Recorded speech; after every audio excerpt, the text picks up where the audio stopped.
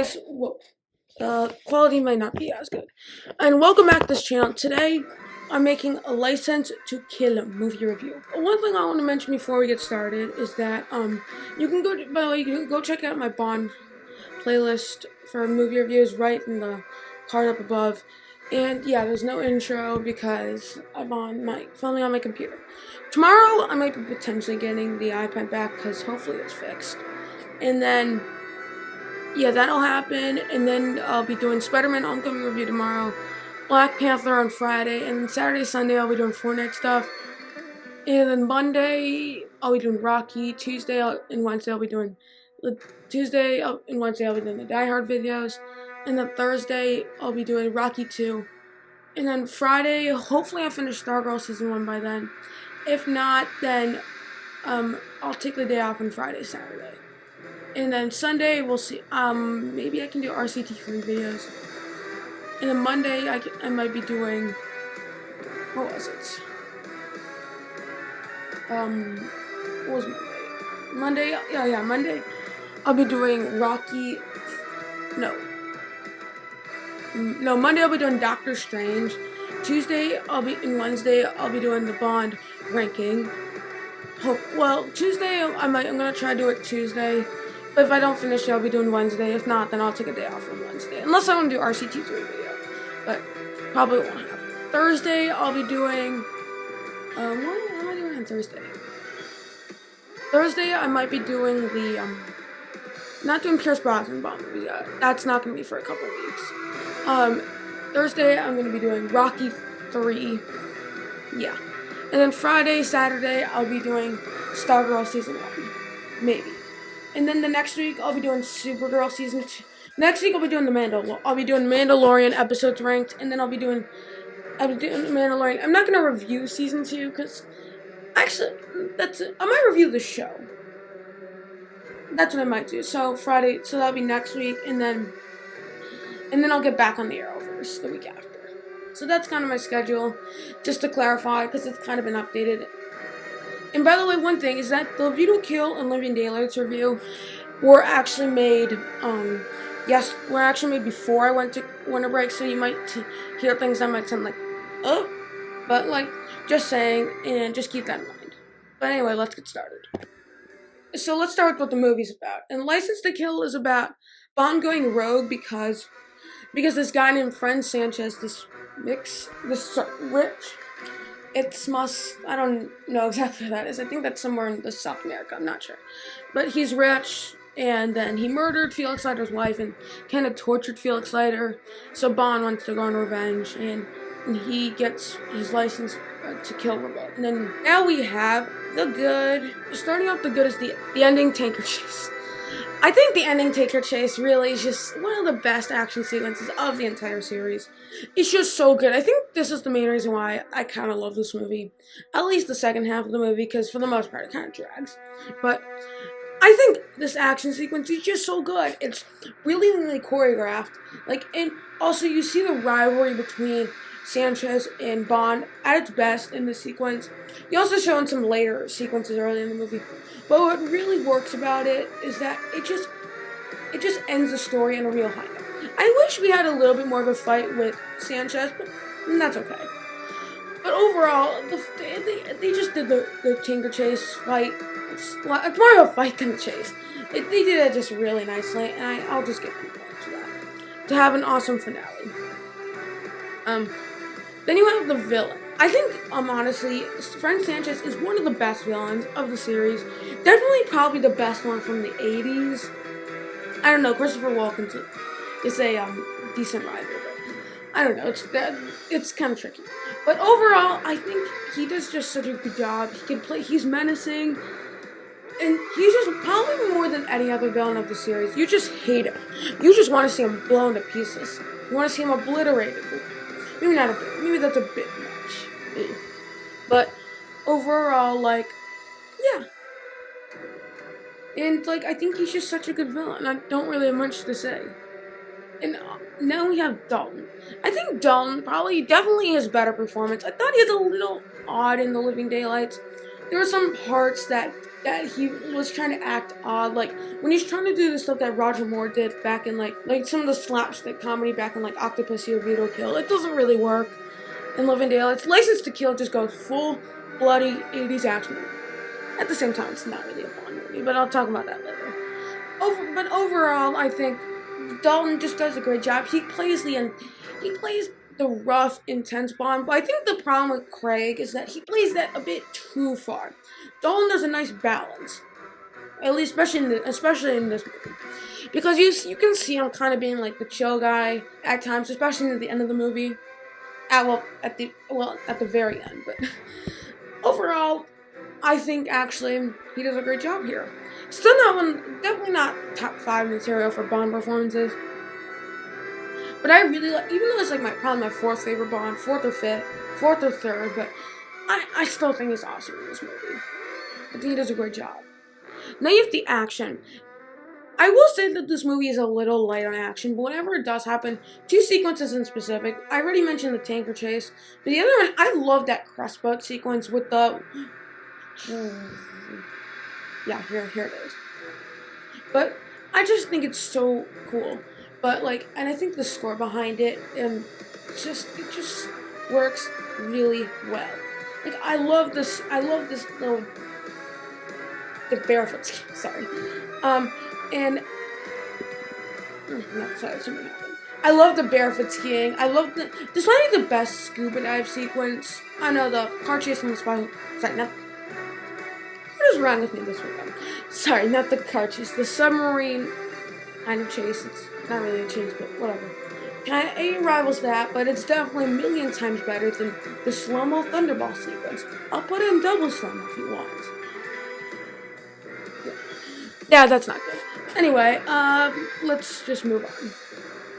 Now you have the bloodiness. I think the bloodiness of the movie, it's a nice change of pace after Roger Moore's, especially after Vito Kill and Living Daylights. It's kind of a nice change of pace to see more of a bloody Bond. You really haven't seen like a legit bloody Bond since Dr. No, really. Excluding the Craig era, but you haven't really seen one since Dr. No.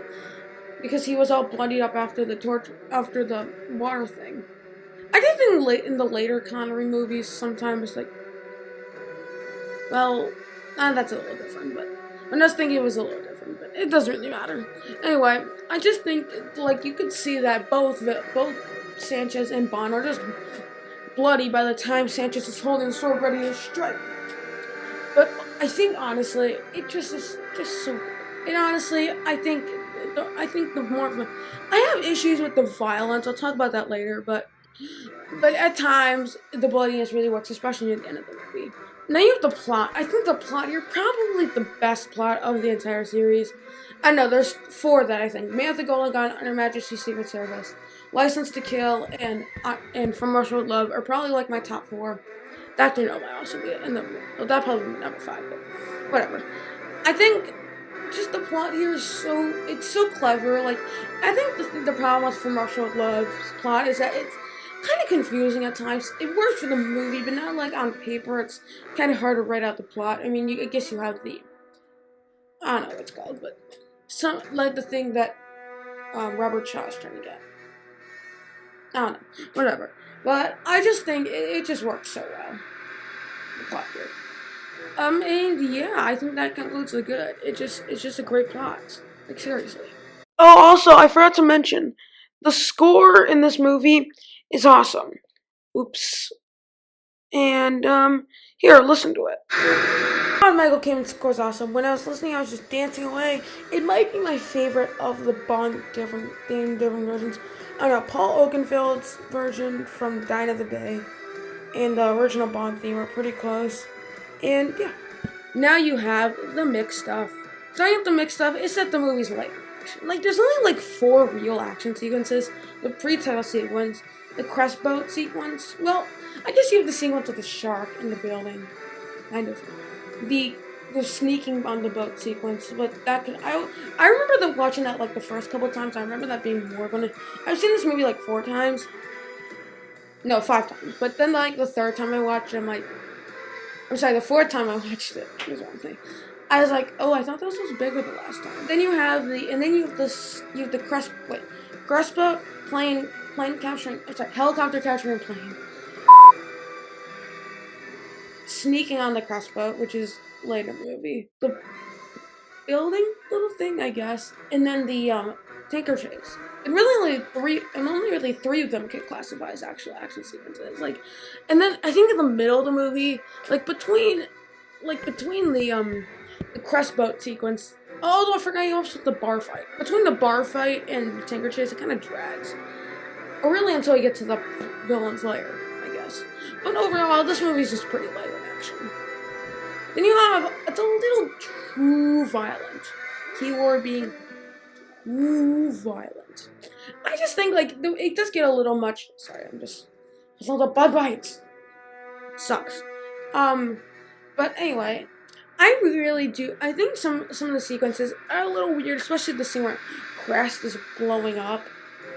I will not show that because a kid watching might be too young to watch this. You know what? Cut that out. Cut. So anyway, I think honestly this movie just gets a little bit violent. But it's okay. Although sometimes it does add to the glory of the movie, especially near the end, where Bond's lighting Sanchez on fire. Again, won't show the scene for the same reason I said. But, just forget about it. But anyway, I think honestly, yeah. Now you have the fact that this movie is an 80s action movie, not really a Bond movie. That's really just a true fact, to be honest. When you compare it to most 80s action movies, it is much more closer to a movie like Lethal Weapon 2 than it is to a James Bond movie. Lethal Weapon 2 is the best example, but it doesn't feel like a Bond movie. Even though they're doing Bond stuff, I think it feels more like a Bond movie at the beginning of the movie, but then later it does not feel like a Bond movie. It feels like a generic 80s action movie, which is not really a problem as a film, more as a Bond movie, and in this series. So at times it's a little odd, putting this in the Bond series. I think both I mentioned this in my Living Daylights review, but I'll say it again. Both the Dalton movies, you can also check that video out, right there. But both the Dalton movies kind of feel weird in this series, because Living Daylights, I think it would be a much better movie if it wasn't in the series, focusing on the Cold War, because it's a little odd as a Bond movie. License to Kill too, but I think Living Daylights would be a better movie, I'm gonna be honest, because License to Kill, it kind of be forgotten in a lot of ways. Because you also better action movies that came out around the time. Lethal Weapon 2, Die Hard, First Blood, Predator. So, and also The Terminator. How did I forget about that? Aliens. I can go on. I'm not going to. So it kind of would fall, but I'll forget about that. And I think that concludes the mech stuff. Now you have the bad. Starting with the bad is that this movie is just so cheap. It looks cheap, it feels cheap. A lot of the stuff that's cheap, especially the outfits, look very cheap and look horrible on Dalton. But it's just this movie just looks so cheap. I can't get over it. But yeah, the only thing doesn't feel cheap is the story, the scale, and the action sequences. Those are the only things, which is not really a good thing. It just looks like television from the late 80s. And a lot of ways that makes this movie kind of cheesy. But at the same time, I mean, compared to some of the TV-looking ones back in the 70s, like Live and Let Die, The Man with the Golden Gun, especially Live and Let Die, but that kind of feels like it's meant to be. I think if this wasn't on a widescreen aspect ratio, I don't know if I would care as much, but since I think it is, like most 80s Bond movies, I mean, after Miss Spy Who Loved Me, I feel like we kind of expect that from them. But, not 100% sure, but, I don't know. But anyway, I just think this movie looks so cheap. There's just so many cheap things about it. I can't exactly explain why exactly cheap, but one thing I also want to mention about that is that, John Glen's Bond movies, for the most part, actually A Vito Kill, probably the second most, but it's not, compared to License to Kill, it's nothing. But then, you also 4 Years Only, which looks pretty cheap. Octopus and Living Daylights actually look pretty good, but the other three kind of look pretty cheap. I'll stop saying cheap because I might annoy people. Cheap? Yeah, let's move on. Now you have the outfits that Dawn is wearing. I mentioned this, just a second ago.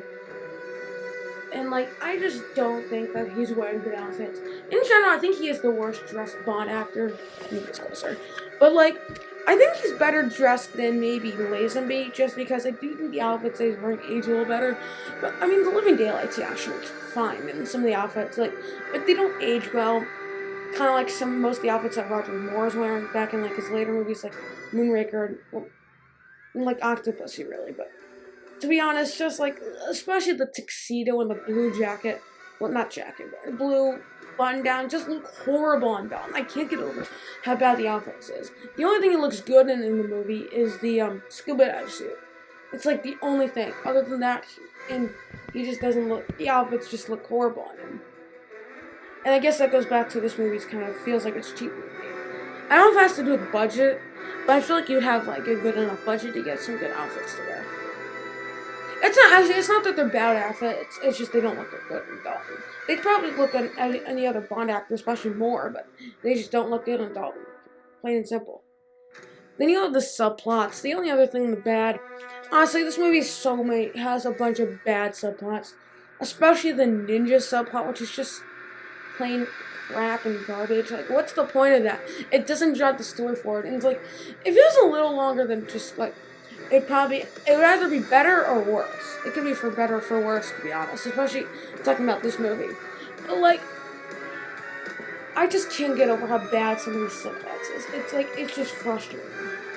Like most of the other Bond movies that have like these bad subplots, specifically talking like the Roger Moore movies, like when you have the stupid little plot in Live and Let Die with Rosie Carver. And the Hong Kong subplot in The Man with the Golden Gun, which I think the ninja subplot feels forced. Like that's just not good because there's a big plot hole. It's because the movie kind of just has the movie problems. The subplots here don't really have the problems of the film. It is the problem.